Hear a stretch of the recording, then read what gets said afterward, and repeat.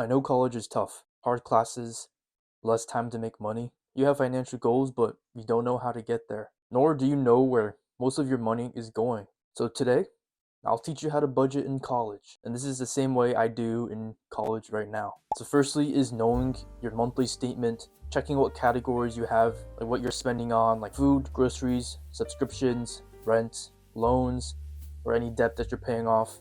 Look at your statement, see what the main categories are. The next step is to use a budgeting app. So I like to use EveryDollar app. So let's get started. I'll show you what you'll see when you get started, and I'll walk you through the steps on how to use it. Use a generic kind of typical income or categories that people have, and I'll show you how to put it in and how to manage your money. So first off, you'll get this once you sign in, and you have to pick what's most important to you right now. It doesn't really matter right now, but we could say just pay off debt at this point. You don't have to do this. And yeah, I mean, this kind of builds a template for you, but you don't really need to be doing it. But we just click rent, because most of these topics you can just automate yourself, do it yourself. Also, if you get Ramsey Plus or Premium, you can have transactions automatic. If you spend something, it'll track it in this. But you know, we're college kids, we don't really need this right now. We just need to budget and do it manually. So manually, boom. So this is the typical stuff you would get, but we don't really do all this. Charity, church, of course it'd be good to do it, but we don't have the resources right now. Water, natural gas, this is like if you have to pay utilities, internet, if you have to pay for internet, for services, trash, we don't need to do trash. Let's tailor this down to what a typical college student would have. So first off, we won't have another paycheck. We won't be able to do any giving, unfortunately, so we'll get rid of this.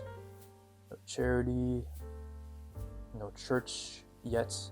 Okay, so since we don't need this, we'll just move to the bottom. Savings, you definitely need an emergency fund, but you can also do a typical savings, so you could put in checkings plus savings, so you have a general idea what's in that account, as opposed to your emergency fund, because your emergency fund will be something different. So we do that, bring this down more here.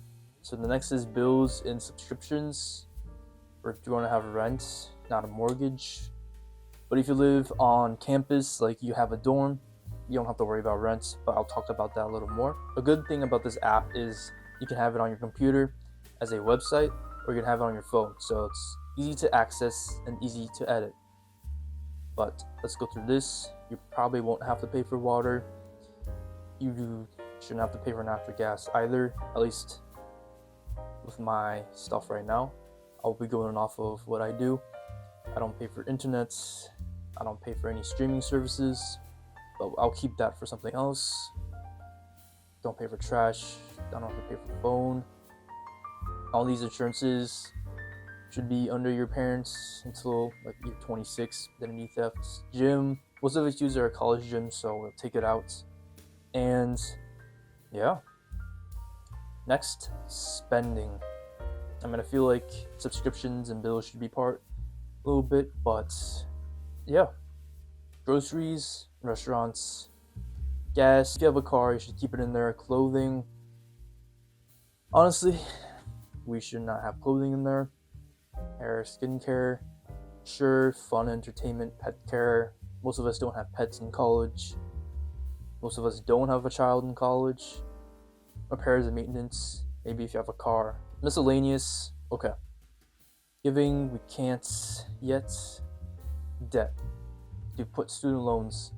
So there's this tab called add debt, student loans. Debt type will tell you what kind. You can just pick one. Student loan, current balance, we can say 20,000. Minimum payment, we can just say 200.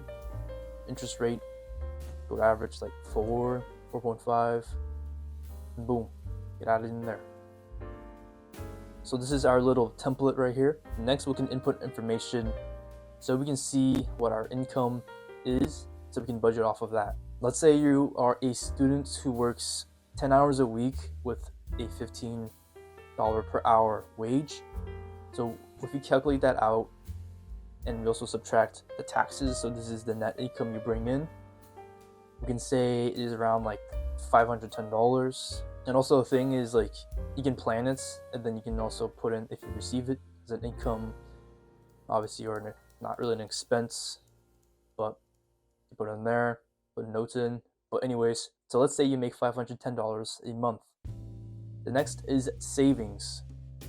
We'll put that later, but we can also say if you work a summer job and you worked hellish hours, you put like it's $10,000 in here. Okay. Rents. If you pay rents, at least in my area, it's like $600, $700, $600. Boom. Streaming services. If you're a typical student, you probably have like one or two, so we can say like $20 or something. Groceries.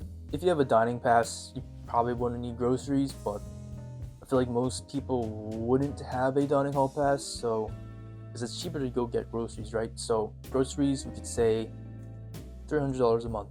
Restaurants, for a typical average student, probably $200. Gas, if you have a car, probably $100. Skincare, haircuts, you get a haircut once a month, probably around $60. But in entertainment, honestly, I don't know what goes in this category. This could be going to like movies and stuff, but people don't really do that anymore, so we'll get rid of it. Repairs and maintenance for a car, that's like a once in a while thing, so maybe like $50 a month if you average the costs. Miscellaneous can be anything, but I can't really think of anything that is miscellaneous right now, so you can just get rid of it, or you can keep it in there if you want. And pretty much this is a typical budget. And as you can see, plan 10,000 didn't really mean that. I can set this as income 10,000. Boom. So I can get rid of this because this is like a planned option. So you can say you have 10,000. And if you look at your budget, you're $820 over budget, and we don't want that. And of course, you'll be spending more on groceries, more on restaurants, gas, taking care of your health, just because all these costs just add up and you're not making enough money. So clearly we have to cut things out of our budget and kind of see what we need to do while we're in college, but also during our breaks and summer vacation. So let's adjust this to have an ideal budget for you so you don't suffer. So first off, it's a good thing that we have at least 10K, at least some money in your savings or checkings. So it's kind of like a nest egg for you to pay off the bigger expenses or debt that you have. Like for example, rent, $600. You only make $510 a month, so it's obviously going to be more than what you bring in. So it's good to have a nest egg like checkings and savings. So for streaming services, I personally think you don't need it right now. You can honestly watch things wherever for free. And I feel like as a college student, especially if you're in freshman to senior year, you don't have to lock in, get good grades, network, make more money. You don't want to be more in debt. So we'll cut it out, put it 0. Next, groceries, $300. I think it's more reasonable. During the summer, I tried $100, but I was able to go up to at least $150 per month. If you're picking the right foods, you're also planning out things with your meals, I think $300 is reasonable. Restaurants, I personally don't think you need restaurants because it's cheaper to get groceries, right?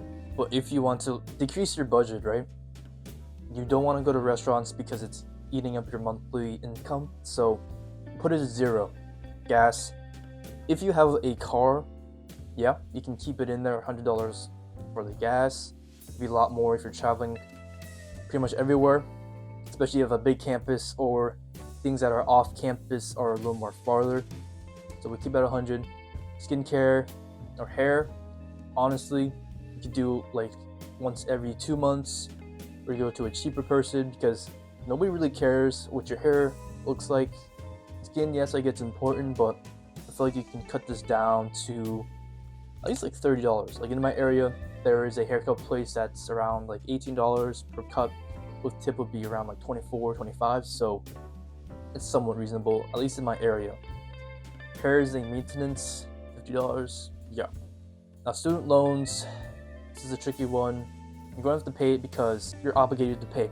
So you can't get rid of it. You have to pay $200. But look, we're able to at least decrease it a little more. And I know this is like unideal because you want to not be over budget, but we're in college. But look, we also have checkings and savings because we can't bring in this income a lot more because we're spending a lot of our time in academics, in our classes. Unless you want to work 20 hours a week, I can't even work 10 hours a week, so my income is definitely less. But if you want to overcome this over budget, you have to either work more or have a business. But if you can't do either of those, your summer, your breaks, those are the time you lock in, work a lot of hours, gain a nest egg for your checkings and savings like this. Because when you have this, at least for 9 months that you spend in college, this will be somewhat enough for your rent.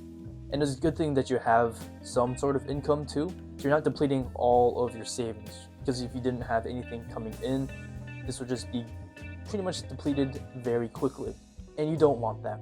So this is an ideal budget that you should have. This is a typical budget for a college student. This is somewhat similar to mine, except for the income. I don't really have an income because of athletics and other things going on, but if you end up having a net income, if you have a huge savings and you're not too worried about the rent, like the big spending, the rent and the groceries, then here are the next steps you can take. I recommend to pay your debt off very quickly, or pay it off as early as possible. Most people have student loans, like I put here. This is around like the average amount. I definitely have a lot more than this. You probably do too, but ideally, in an ideal situation, you wouldn't have this, but some things you can't control, right? Everybody has this. You're a college student. We're gonna have to deal with it. So first, we try to pay this debt off first. Currently, I'm following Dave Ramsey's 7 baby steps. You could look it up, but basically the first step is to build a $1,000 emergency fund. So if you have 10K in this, you can bring it up to here, add 1,000 in here as an income.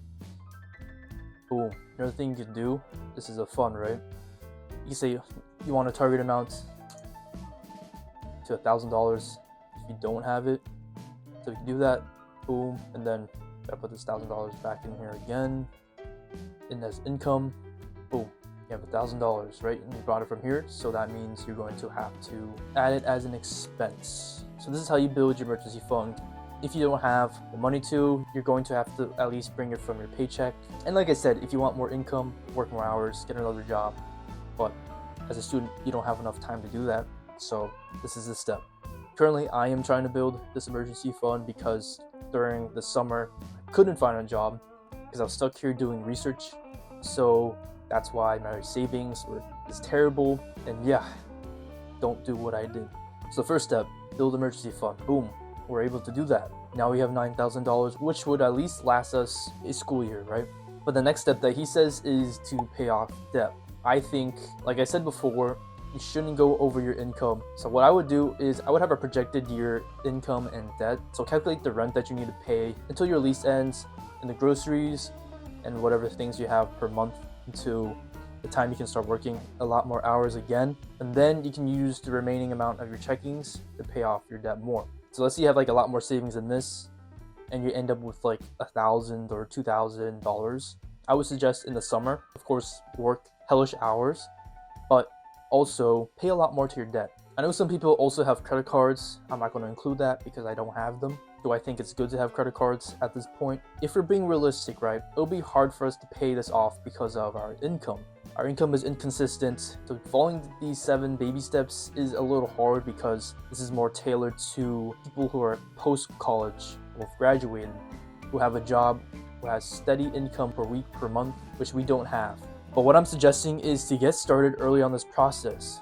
So you at least bring your debt down a little bit before you get to your new career. You have a higher income, which means later on in life, you pay a little less on your loans. Because also, there's an interest rate, right? So the longer it takes you to pay it off, if you only pay the minimum, it's going to take you a long time to pay it off. So starting early is key. Step 3 is to get a 3 to 6 month emergency fund, which is after you paying off all your debt. This is just to override your $1,000 emergency fund that you have because honestly, that's not enough. that emergency fund is only to get small emergencies, but step 3 is to handle big emergencies. If you lost your job, you're going to at least have a nest egg that you can live on while you try to find a new job. Moving on is to step 4, which is saving 15% of your income for retirement. Step 5 is starting a college fund for your kids. Step 6 is paying off your house, and step 7 is just to build wealth and give. As you can see from step 3 to step 7, these are things that you do later on in your life, and we're 20, 19, 18, 21 years of age. We aren't at that part of our life yet, nor do we want to rush to get to that part. So if you want to get ahead, pay off your debt as quickly as possible. When you're in college, try to work as many hours as you can as possible that's not, deteriorating your grades.